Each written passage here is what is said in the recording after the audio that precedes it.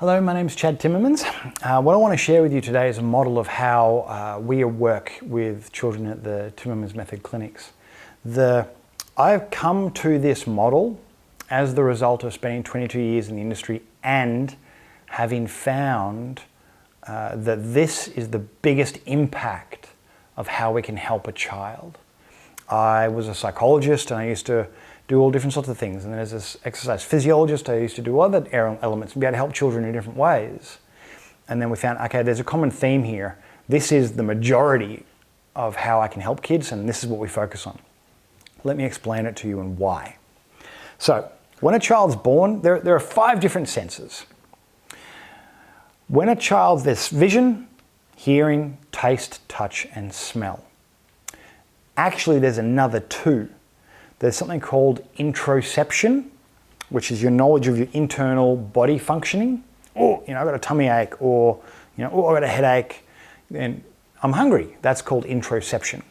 But there's also one other one that we don't talk about here. These are the 5 senses that enable you to understand the world around you, the external world. But there's one other sense that's actually arguably the most vital, which is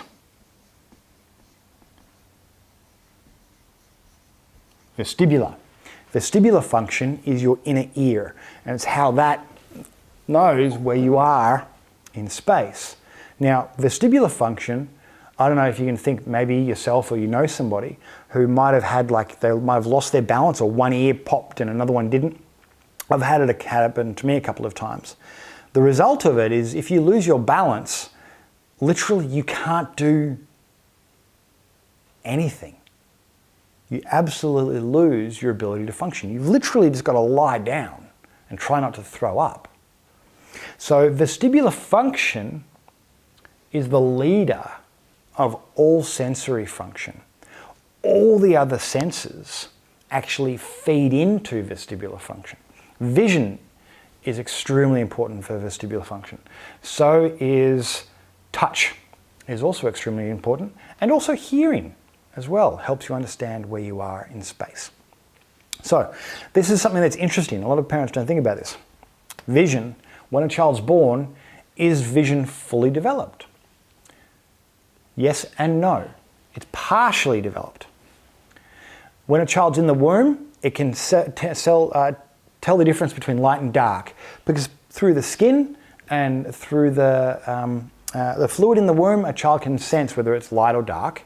And so you can literally tell what's light and dark. But when a child's born, its vision is all blurry. And so mum is literally a fuzzy blob with milk. And so vision over time develops when the child is exposed to different things to see. Hearing.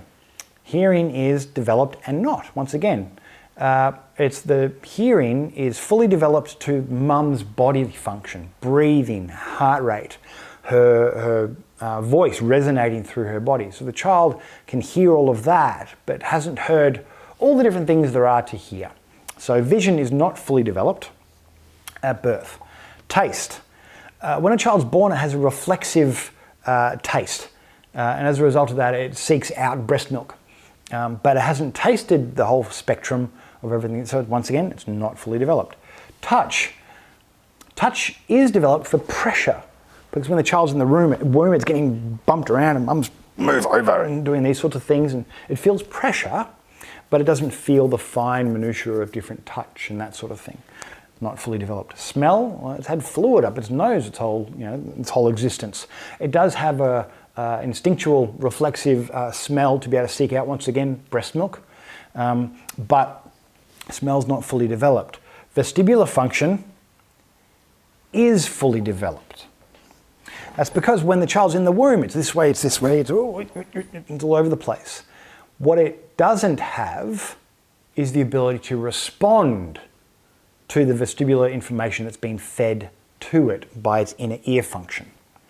So, vestibular function is fully developed. All of these need to develop, and they do over the first 3-4 months of life. They start to come online. What's interesting for me is, when do they all start to join together? Now, all of these, when they are becoming, they're all starting to come online, they're all fully developed. Then what happens is they then come together to form perception. Perception of the self and perception of the world around the child. When the child can perceive themselves, the world, they can start to interact with the world, they can learn from the world, they can observe themselves and everything else. This is what we want to do because it increases their ability to learn and their ability to function.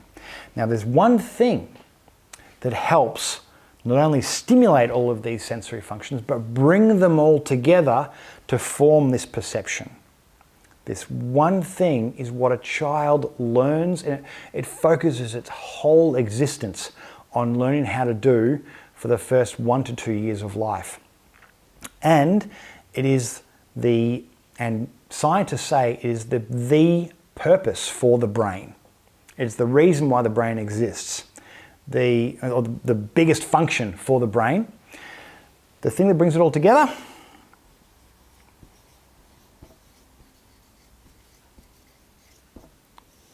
movement. Movement is what brings all of your sensory functions together. It helps them go from individual functions to this beautiful meshed system of everybody, all the different functions helping each other and feeding into each other. And movement is the thing that helps form all of these, once again, to perception. So the reason that Timmermans Clinic, why we focus so heavily on movement is because it's the biggest thing that we can do to be able to help a child function. When we help a child learn how to move better, all of a sudden they can interact better. If we teach a child how to move better, they can learn better. If we teach them how to move better, they're going to feel better within their body. They're going to have less pain. They're going to have more enjoyment. They're going to have whatever it may be.